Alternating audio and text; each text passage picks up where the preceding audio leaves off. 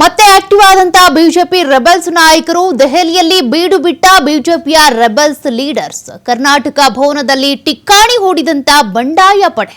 ಹಾಗಾದ್ರೆ ಈ ರೀತಿ ಟಿಕ್ಕಾಣಿ ಹೂಡಿದ್ದಾರೆ ಅಂದ್ರೆ ಏನ್ ಬದಲಾವಣೆ ಆಗಬಹುದು, ಏನ್ ವಿಚಾರವನ್ನ ಹೈಕಮಾಂಡ್ ನಾಯಕರಿಗೆ ಮುಟ್ಟಿಸೋದಕ್ಕೆ ಹೋಗಿದ್ದಾರೆ ಈ ಬಂಡಾಯ ಪಡೆಯ ನಾಯಕರು ಅಂತ ರಮೇಶ್ ಜಾರಕಿಹೊಳಿ, ಕುಮಾರ್ ಬಂಗಾರಪ್ಪ, ಶ್ರೀಮಂತ್ ಪಾಟೀಲ್, ಬಿವಿ ನಾಯಕ್ ದೆಹಲಿಯಲ್ಲಿ ಟಿಕ್ಕಾಣಿ ಹೂಡಿದ್ದಾರೆ.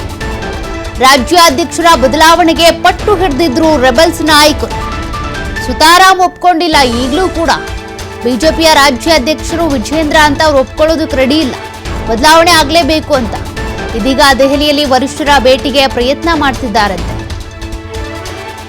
ಯಡಿಯೂರಪ್ಪನವರ ಪುತ್ರ ಅನ್ನುವಂಥ ಒಂದೇ ಒಂದು ಕಾರಣಕ್ಕೆ ವಿಜೇಂದ್ರ ಅವರಿಗೆ ಬಿಜೆಪಿ ರಾಜ್ಯಾಧ್ಯಕ್ಷ ಪಟ್ಟ ಸಿಕ್ಕಿರೋದು ಅವರ ಸಮರ್ಥತೆ ಅಥವಾ ಒಂದಷ್ಟು ಅವರು ಅನುಭವದಿಂದ ಏನು ಗಿಟ್ಟಿಸ್ಕೊಂಡಿಲ್ಲ ಅಂತೇಳಿ ವಿರೋಧಿಸ್ತಾ ಇದ್ರು. ಕುಮಾರ್ ಬಂಗಾರಪ್ಪ ಅವರ ನಿವಾಸದಲ್ಲಿ ಆಗಾಗ ಇಂಥ ಮೀಟಿಂಗ್ಗಳು ಆಗ್ತಾನೆ ಇದ್ವು. ಬಟ್ ಹೈಕಮಾಂಡ್ ನಾಯಕರು ಇದೆಲ್ಲದಕ್ಕೂ ಬ್ರೇಕ್ ಹಾಕಿದ್ರು.